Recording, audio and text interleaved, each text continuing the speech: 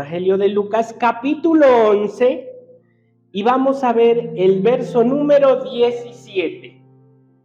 Mas él, conociendo los pensamientos de ellos, les dijo: todo reino dividido contra sí mismo es asolado, y una casa dividida contra sí misma, ¿qué dice? Cae. Si puede, señálelo en su Biblia, porque yo acá en la mía lo tengo señalado. Guarde estas palabras en su corazón. Una casa dividida contra sí misma cae.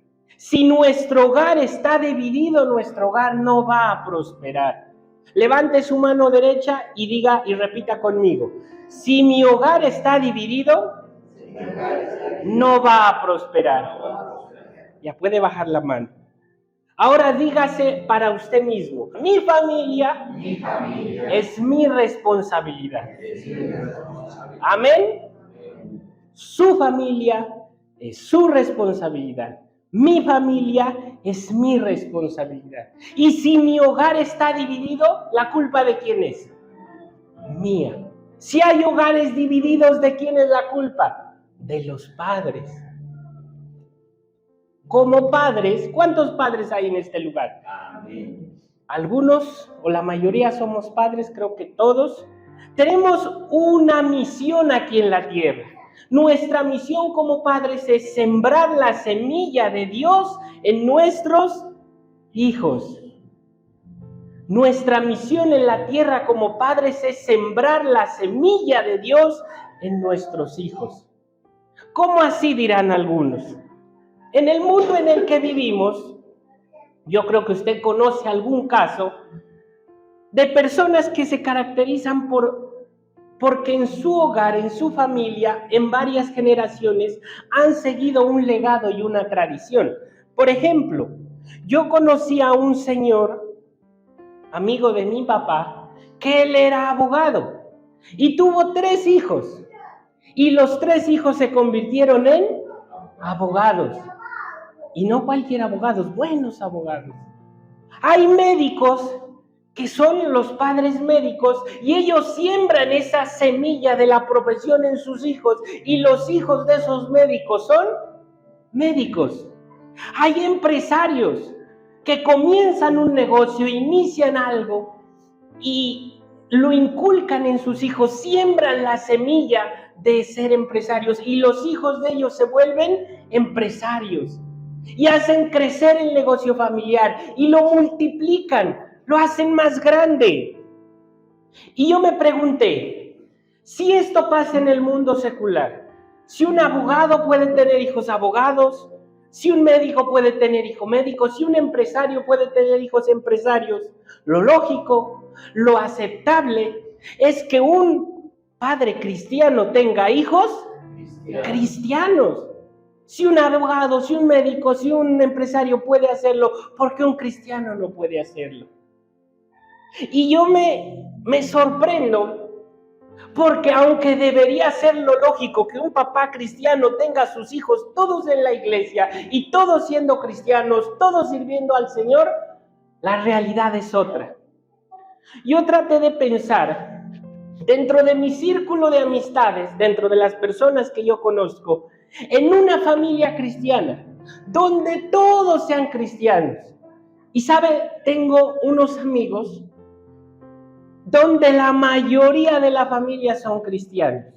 De pronto unos más efusivos que otros, unos más fervientes que otros. Pero es lo más parecido y lo más cercano a que toda una familia sea cristiana.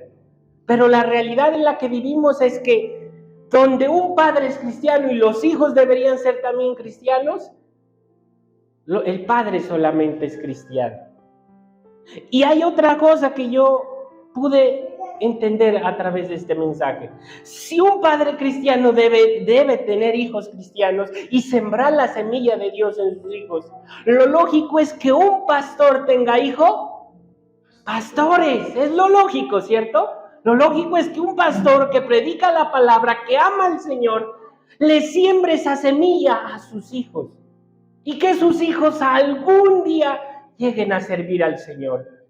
De pronto no como pastores, pero como músicos, como ministros, como evangelistas, como predicadores. pero que estén ahí para poder decir, ese padre hizo bien el trabajo y sembró bien la semilla. Lastimosamente, no en todos los casos es así.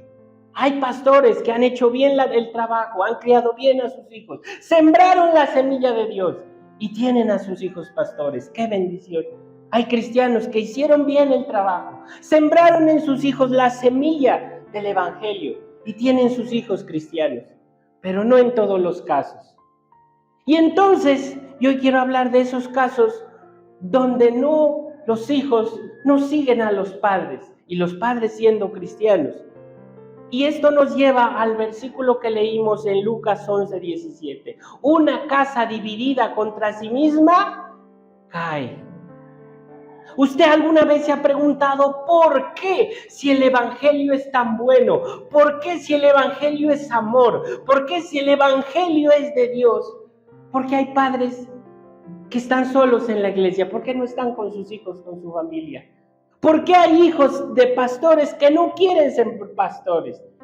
Y bueno, fuera eso solamente, pero es que hay hijos de pastores que además de que no quieren ser pastores, no quieren saber siquiera de Dios, de la iglesia, apartados lejos. ¿Por qué? Pues bien, yo quiero compartirles un mensaje y una palabra que el Señor me dio, la cual yo he titulado Rebeldes con Causa.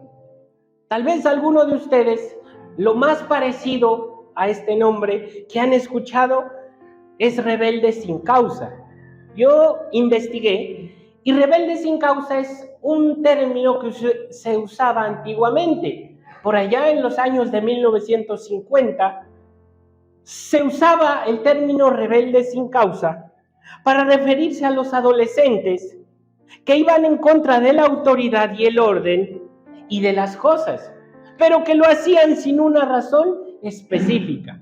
Entonces, por allá en aquellos años, cuando un adolescente se levantaba en contra del gobierno, en contra de sus padres, en contra de las leyes, se decía que era un rebelde sin causa. Y el fin de estos jóvenes, de estos adolescentes, era ser rebeldes y sin una razón específica, simplemente no estaban de acuerdo con el sistema. Pero contrario a eso, el Señor me hizo mirar y me hizo entender que en la iglesia hay hijos rebeldes, pero rebeldes con causa. Por eso el mensaje lo hemos titulado de esa manera. Hay una razón y hay un porqué. Padres cristianos tienen hijos que no son cristianos. Hay una razón y hay un porqué de que haya pastores que no tengan hijos pastores y que no estén en el evangelio. Hay una razón. Y le voy a invitar a que me acompañe en su Biblia. Vamos a leer libro de Génesis. Quiero compartirle unos casos de la Biblia. Pero antes de que leamos estos pasajes en el libro de Génesis, quiero ponerle un poquito en contexto con la lectura que vamos a tener. Génesis capítulo 29. Ahora le digo a partir de qué verso vamos a leer. Todos ustedes han escuchado de un hombre llamado Abraham. Abraham, Dios lo escogió para que fuera el padre de la fe. Abraham fue el hombre al que el Señor le dijo, mira las estrellas del cielo y mira la arena del mar. Así como es abundante la arena del mar y las estrellas del cielo, así será tu descendencia. Bueno, después de Abraham tuvo un hijo que se llamó el hijo de la promesa. Este hijo se llamaba Isaac. Bueno, Isaac fue el hijo de la promesa de Abraham. Abraham mandó a buscar con uno de sus criados mujer para Isaac. Se encontró mujer, se llamaba Rebeca. Isaac y Rebeca se casaron, se enamoraron y tuvieron 2 hijos. Uno se llamaba Jacob y otro se llamaba Esaú. Bueno, en el hogar de Isaac, con Rebeca, con sus hijos Jacob y Esaú, pasaron algunas cosas. Ahorita no nos vamos a enfrascar en esa historia porque se nos extendería mucho el mensaje. Pero resulta de que Jacob hizo unas cosas que no estuvieron del todo bien y su hermano Esaú no tomó eso de la mejor manera y se llenó de rencor, de rabia y quería matarlo. Entonces, viendo lo que estaba pasando, Rebeca, la mamá de Jacob y de Esaú, escuchó los planes que Esaú tenía de matar a su otro hijo, Jacob, y le dijo: Jacob, no, aquí la única es que tú te vayas, vete de esta tierra. Recordemos que ellos vivían en un lugar llamado, ¿quién sabe? ¿No se acuerdan dónde vivían? Bueno, más adelante les voy a decir. Bueno, Rebeca entonces le dice a Jacob: Jacob, vete de este lugar porque tu hermano tiene estos planes de matarte. Entonces Jacob le dice: mamá, ¿y dónde me voy? Entonces Rebeca le dice: te vas a ir donde mi hermano Labán, en Padán Aram, otra tierra. Allá vas a conseguir mujer y allá te vas a quedar. Y yo te aviso, cuando a tu hermano se le haya pasado la rabia de lo que hiciste y de lo que pasó, entonces te devuelves. Mientras tanto, estate por allá. Y entonces Jacob le hizo caso a su mamá y le dijo: listo, mamá, yo cojo mis cosas y me voy. Y la historia entonces dice que Jacob tomó camino en lugar hacia Padán Aram, donde vivía su tío Labán. Bueno, resulta de que cuando Jacob iba llegando a Padán Aram, se encontró con unas personas ya cerca de Padán Aram. Y dentro de esas personas había una muchacha hermosa que lo cautivó y de la cual se enamoró a primera vista. Esta mujer se llamaba Raquel. Raquel resulta que había sido la hija de su tío Labán. Entonces Jacob la vio, se enamoró, inmediatamente se dio a conocer, les dijo a los criados y a Raquel quién era él, y ellas lo llevaron con Labán. Él habló con Labán, le expresó sus intenciones, que él deseaba tener como esposa a Raquel, y Labán le dijo: está bien, yo te la voy a dar, tú te vas a casar con ella, pero tienes que trabajar conmigo 7 años, y después de trabajar 7 años conmigo, te la voy a dar como esposa. Bueno, le dijo Jacob, trato hecho. Y la Biblia dice que los días para Jacob los años se volvieron como días. Se le fue el tiempo rápido. ¿Por qué? Porque Jacob amaba a Raquel. Resulta de que Labán, su suegro, era un poquito tramposo, y cuando se cumplió los 7 años del trabajo y era hora de que Labán le diera a su hija Raquel a Jacob, entonces Labán hizo la fiesta y lo emborrachó a Jacob. Y la noche de la fiesta, en lugar de darle a Raquel, que era la mujer que la amaba, le dio a la hermana, que se llamaba Lea. Y dice la palabra que venida la mañana, o sea, al día siguiente de la borrachera, cuando Jacob ya era consciente, miró a su cama y resulta que en su cama no estaba Raquel, estaba Lea. Y se sorprendió. Y dice la Biblia que inmediatamente se fue hasta donde Labán y le dijo: Labán, ¿qué has hecho conmigo? Este no era el trato que habíamos realizado. Y alguien se preguntará: ¿y cómo Jacob no se dio cuenta que no era la que él amaba? Lo que pasa es que en aquel entonces, en los matrimonios, el hombre no podía mirar a la mujer porque la mujer tenía que taparse con un velo. Y el hombre nomás era consciente de la mujer hasta el día siguiente. Pero obviamente pues Jacob no se imaginaba que esto iba a suceder. Entonces cuando Jacob fue a pedirle una explicación, fue a reclamarle a Labán, Labán le dijo: sí, yo te engañé, pero es que a mí se me olvidó decirte algo, que en esta tierra de Padán Aram las cosas se hacen de distinta manera. Uno no da como padre primero a la hija menor, sino primero hay que dar a la hija mayor. Y viendo Labán que Jacob estaba muy enojado, le dijo: pero cálmate, Jacob, estate el tiempo que debes cumplir con tu esposa Lea, que es la que ya te di, y en una semana, 7 días después, te voy a dar a Raquel, y también va a ser tu esposa. Pero eso sí, tienes que trabajar para mí otros 7 años. Y entonces Jacob le dice: bueno, Labán, trato hecho. Pero ya los días no fueron igual que los primeros. Ahí sí ya se pasaron 7 años largos. Y entonces resulta de que Jacob iba por una, ya tenía 2, ¿sí? Y vino el momento de tener hijos, vino el momento de procrear.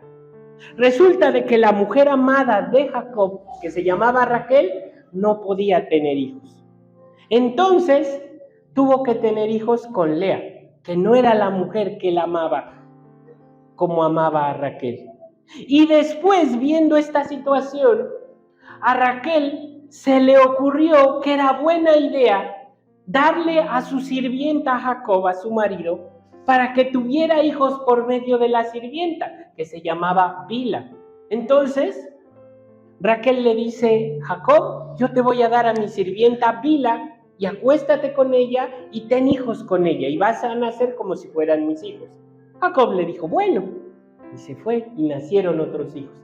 Y viendo Lea esto, entonces, y Lea también, porque ella no se podía quedar atrás, le dijo: Jacob, yo te voy a dar a mi sierva Silpa, a mi sirvienta, y acuéstate con ella y ten hijos con ella, y van a ser como si fueran mis hijos. Y Jacob dijo: bueno. Jacob hacía lo que le dijera.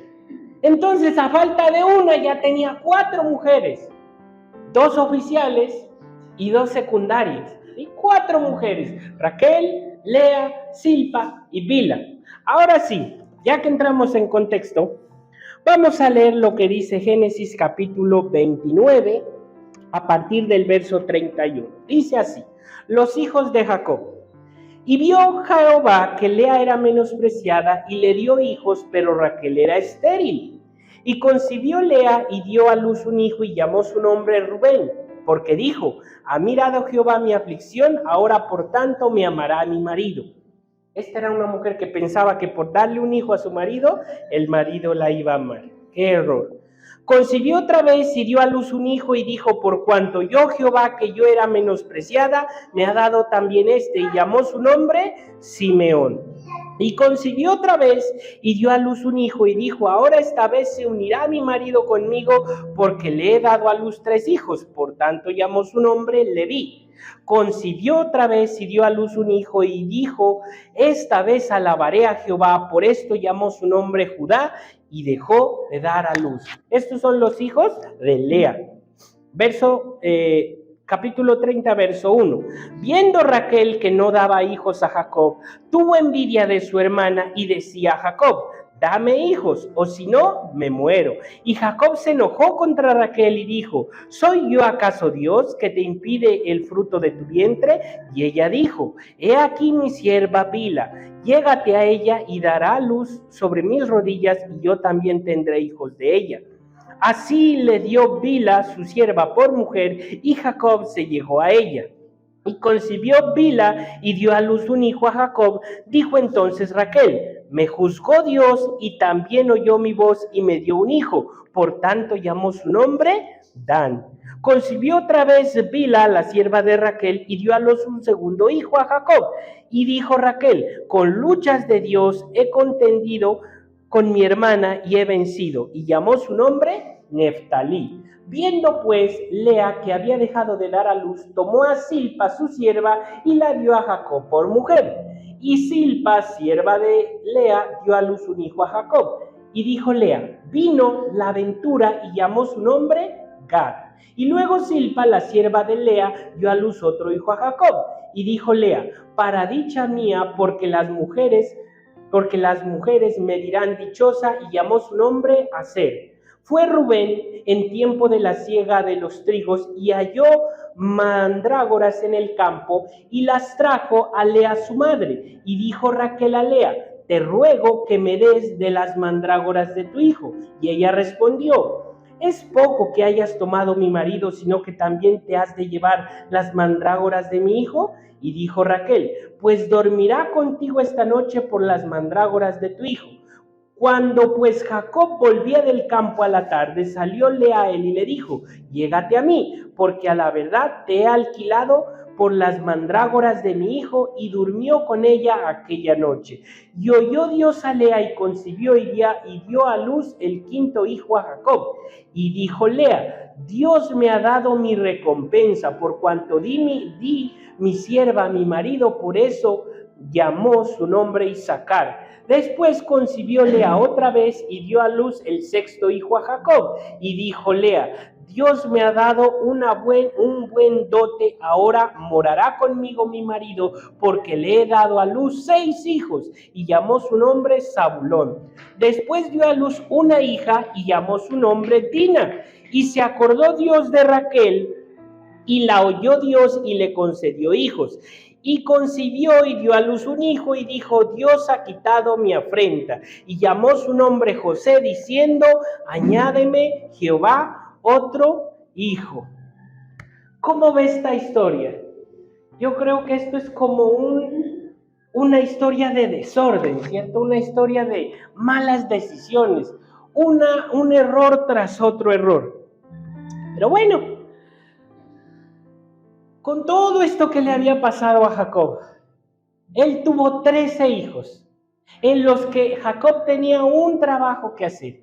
En 13 hijos que tuvo con 4 mujeres, tenía que sembrar la semilla de Dios. Ese era el deber de Jacob en sus hijos. Los hijos de Jacob fueron Rubén, Simeón, Leví, Judá, Dan, Neftalí, Gad, Aser, Isaacar, Zabulón, Dina, José. Hasta ese momento eran 12 y más adelante nacería el último, que era Benjamín. Hasta ese momento Jacob tenía 12 hijos, 11 hombres y una mujer, de 4 mujeres distintas. ¿Se imagina usted? A veces no sabemos qué hacer con uno, ahora con 13.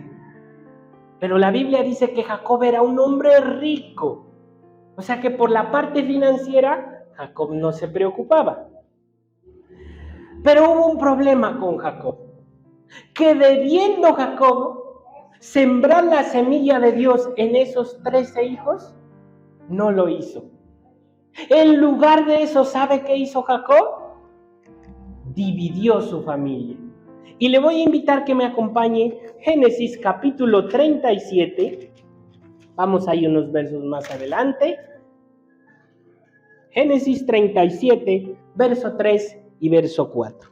Y amaba a Israel, que era el nombre de Jacob, a José, el último de sus hijos hasta ese momento, más que a todos sus hijos, porque lo había tenido en su vejez, y le hizo una túnica de diversos colores. Y viendo sus hermanos que su padre lo amaba más que a todos sus hermanos, le aborrecían y no podían hablarle pacíficamente. ¿Sabe quién dividió el hogar de Jacob? Jacob. Por eso al principio yo le dije, su familia es su responsabilidad, mi familia es mi responsabilidad. Si yo no puedo sembrar la semilla de Dios en mis hijos, es porque yo estoy haciendo mal las cosas. Y Jacob hizo mal las cosas. ¿Sabe qué hizo Jacob? Hizo acepción de personas. Y yo le pregunto, los otros 11 hijos, ¿no eran hijos también de Jacob? ¿No se merecían el mismo amor que se merecía José? Claro, porque eran hijos. Ahora dice la palabra de Dios que Jacob honró a José con una túnica de colores. ¿Sabe que esa túnica de colores tenía un significado para aquel tiempo? La túnica de colores de aquel entonces significaba amor de un padre. O sea que con la túnica de colores él le estaba diciendo a José, yo te amo a ti, pero a estos 11, estos no son mis hijos. ¿Cómo lo sintieron los otros 11? ¿Cómo se sintieron los otros 11? Mal, ¿cierto?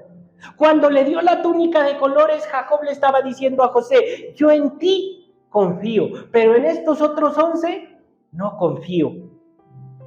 ¿Usted sabía que la túnica de colores era una prenda no apta para trabajar y por ende no apta para trabajadores? ¿Qué quiere decir eso? Que con la túnica de colores Jacob le estaba diciendo a José, José, tú no eres un trabajador más. Los otros sí son trabajadores, pero tú eres diferente. Jacob se encargó de dañar el corazón de los otros 11 hijos que tenía. ¿Por qué? Porque hizo acepción de personas. Hoy Dios te está hablando a ti que eres padre. Si Dios te ha dado varios hijos, tú no puedes hacer acepción de personas. Porque si lo haces vas a cometer el mismo error que cometió Jacob.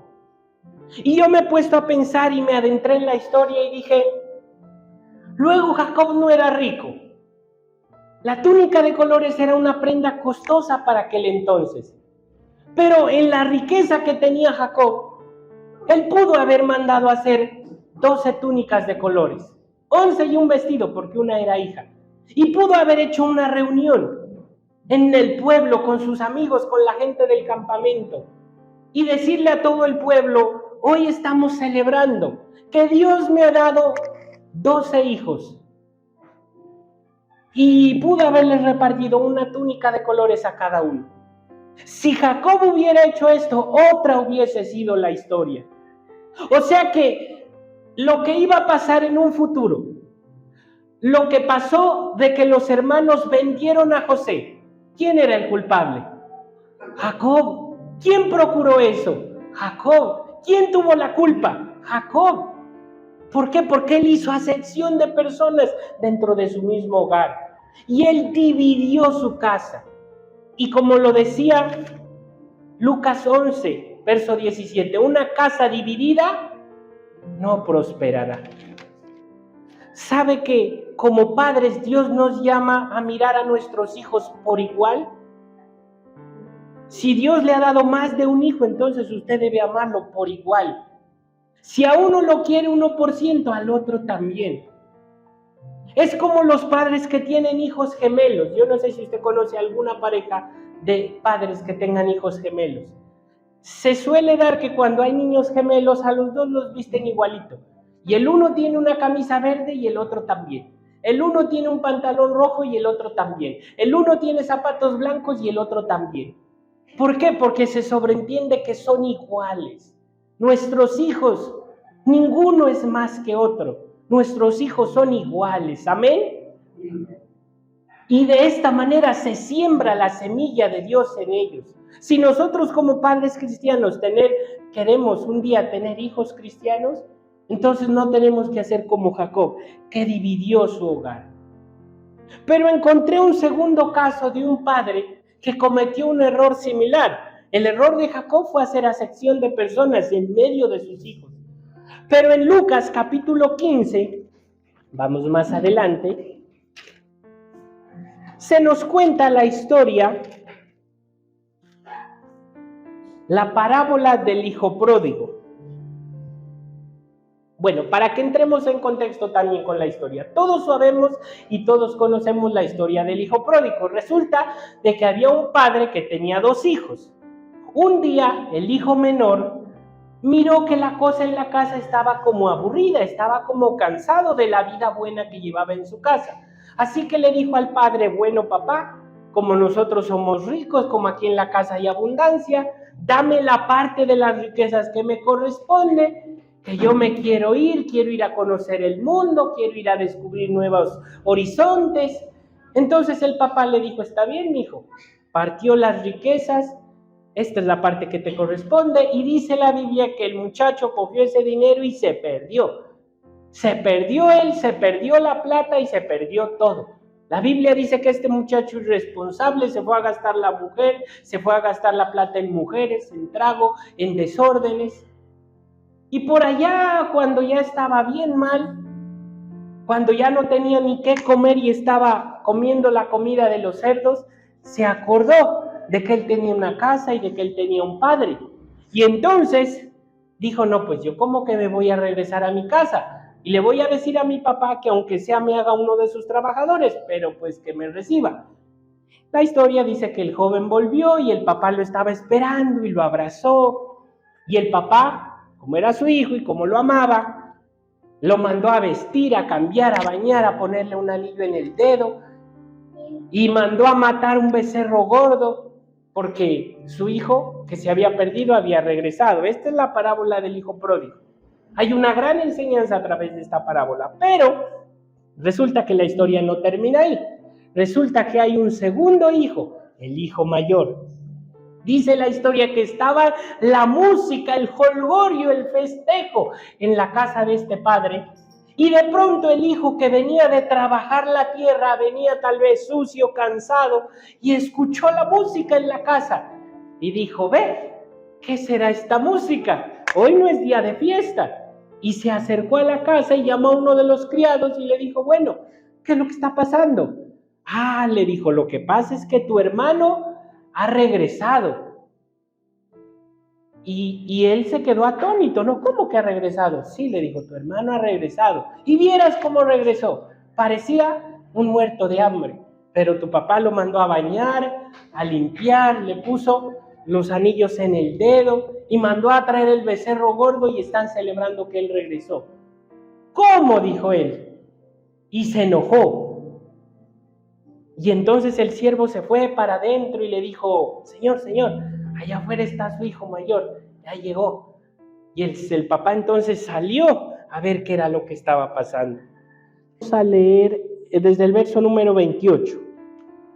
Entonces se enojó, está refiriéndose al hijo mayor, y no quería entrar. Salió por tanto su padre y le rogaba que entrase. Mas él respondiendo dijo al padre: he aquí, tantos años te sirvo, no habiéndote desobedecido jamás, y nunca me has dado ni un cabrito para gozarme con mis amigos.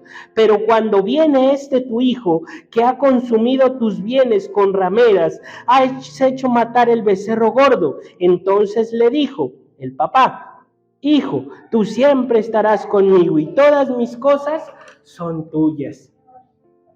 Qué tremenda esta palabra, hermanos, porque este padre, al igual que Jacob, había dividido su hogar. ¿Por qué, dirá usted? Bueno, es muy fácil. Porque debido a lo que había pasado, debido a que el hijo menor se había ido de la casa, este padre había entrado en un estado de shock. Cuando los dos hijos estaban en casa, lo más probable es que él era un buen padre. Pero cuando el menor le dijo: papá, yo me voy de la casa, el corazón del papá se dividió, se partió. Y desde ese momento, lo que él llevaba en el corazón era una tristeza por el hijo que se había ido. Entonces, el otro hijo mayor, él se quedó. Él estaba pendiente de su papá, que si se enfermaba, que si necesitaba algo, que si le podía ayudar con algo. Y esta era la razón de que el hijo estuviera enojado. Y tenía toda la razón de estar enojado. ¿Y sabe por qué? Porque lo que había pasado con su hijo menor había traído unas consecuencias. Y quien había vivido esas consecuencias era el hijo mayor.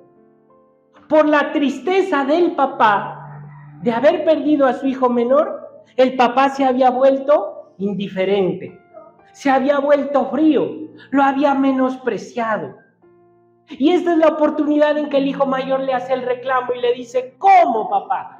Yo que he estado aquí al pie del cañón, yo que he estado pendiente de ti, yo que estoy pendiente de la finca, yo que estoy pendiente de los negocios, yo que voy a la iglesia todos los domingos, yo que soy el más juicioso de tu casa. ¿Cómo es eso? A mí nunca me has dado ni un cabrito, pero nada. Y entonces el padre le dice estas palabras que estremecieron mi corazón. El padre, como para aplacarlo un poquito al hijo, para que se le pase la rabia, le dice: hijo, tú siempre has estado conmigo y todas mis cosas son tuyas. ¿Sabe? Yo creo que esto lo desinfló más al hijo mayor, porque el papá solamente estaba pensando en plata, en plata, en plata, y el hijo estaba hablando de plata, no estaba hablando de plata.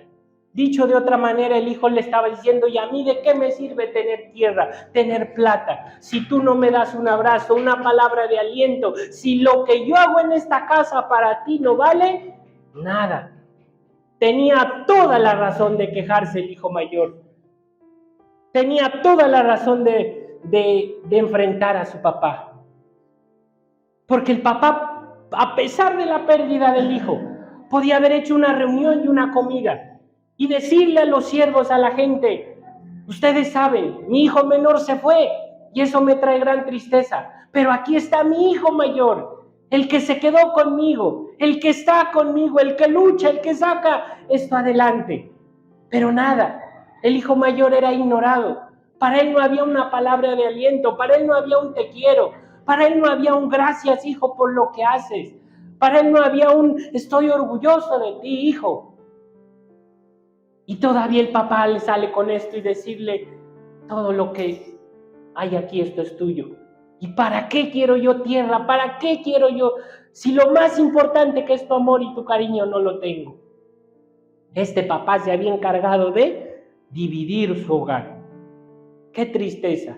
Y también me quebrantan las palabras porque el hijo le responde al papá y le dice: todos estos años te he servido, no habiéndote desobedecido jamás. ¿Sabe que un hijo obediente no se lo consigue fácilmente? Así que los que somos padres en este lugar, valoremos a nuestros hijos obedientes. De esos que se gastan la plata, de esos abundan, pero de los obedientes que están ahí al pie del cañón, de esos escasean. Valoremos a nuestros hijos, a los que están pendientes de nosotros. Démosles un abrazo, una palabra de aliento. No es plata, no es cosas materiales muchas veces lo que los hijos necesitan, sino amor. ¿Cuántos dicen amén? Amén. Y tal vez hoy en esta mañana le estoy hablando no como hijo, sino como padre tal vez. Como hijo, usted dirá: yo me identifico como ese hijo, que a mí me despreciaron. Los papás siempre dicen: es que yo a todos mis hijos los quiero por igual. Mentira.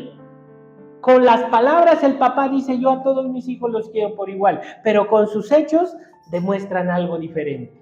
Yo no sé si usted lo ha experimentado, si usted lo ha visto. El papá se llena la boca diciendo: yo a todos mis hijos los quiero por igual. Mentira, porque con los hechos demuestran lo contrario. Pero si tú te sientes como ese hijo despreciado, como ese hijo que no ha recibido la atención que debería, que no ha sido valorado, hoy de parte de Dios te digo: Dios te va a hacer justicia. ¿Cuántos dicen amén? Amén. Dios te va a hacer justicia. Y yo me hice una pregunta. Después de este mensaje yo llegué a la siguiente conclusión. Dije: ¿por qué Jacob? ¿Por qué el padre del hijo pródigo? ¿Por qué se comportaron de esta manera? ¿Por qué dividieron su hogar? ¿Por qué no sembraron la semilla de Dios como se debía? ¿Por qué no lo hicieron? ¿Y sabe qué? Encontré una respuesta. Y la respuesta es sencilla. Jacob y el papá del hijo mayor y del hijo pródigo no comprendían algo, no entendían algo. Y es que Dios nos mandó a ser padres justos como Dios es justo. ¿Cuántos dicen amén? Amén. ¿Usted sabía que los atributos de Dios son 5? Dios es omnipotente, que quiere decir que todo lo puede. Dios es omnisciente, que quiere decir que todo lo sabe. Dios es omnipresente, que quiere decir que Él está en todos los lugares. Dios es santo, no conoce pecado, y Dios es justo. ¿Y sabe qué quiere decir que Dios es justo? Que Dios nos mira a todos por igual. Por eso mandó a Jesucristo a morir por nuestros pecados. Y Jesús nos enseñó: ya no hay extranjero, ya no hay advenedizo, ya no hay judío ni griego, sino que todos son hijos por la fe. Dios nos enseña a ser padres justos. ¿Y sabe por qué Dios quiere que seamos padres justos? Porque quien siembra justicia en su hogar cosecha unidad familiar. Si usted como padre es justo con sus hijos, usted va a cosechar unidad en su familia. Usted como padre quiere que sus hijos se amen, entonces sea justo con todos. No tenga preferencias con este, con aquel. Si para uno hay, que también haya para el otro. Dios hoy te está hablando. Tal vez tú eres un padre que has sido injusto, que has cometido los mismos errores que cometió Jacob y que cometió el padre del hijo pródigo. Tal vez has menospreciado a alguno de tus hijos. Tal vez has hecho acepción entre tus hijos. Hoy Dios te manda a arreglar las cosas, a ser un padre justo, porque cuando seas un padre justo vas a recoger una familia unida. Y no solamente eso, una familia que tenga el deseo de seguir los pasos de su padre. Como cristianos, nuestro anhelo y nuestro deseo es tener hijos cristianos. ¿Amén? Y ya para terminar, quiero que leamos Proverbios capítulo 16, verso 12. Este pasaje nos habla acerca de la justicia. Dice: abominaciones a los reyes hacer impiedad, porque con justicia será firmado el trono. Mire, la justicia es una cualidad de los reyes. Y nuestro Dios es rey. Dice la palabra que con justicia se afirma el trono. Siendo justo, su hogar va a estar unido. Si usted es justo, su hogar va a estar unido. ¿Cuántos quieren hogares unidos? ¿Cuántos quieren que su familia los acompañe a la iglesia?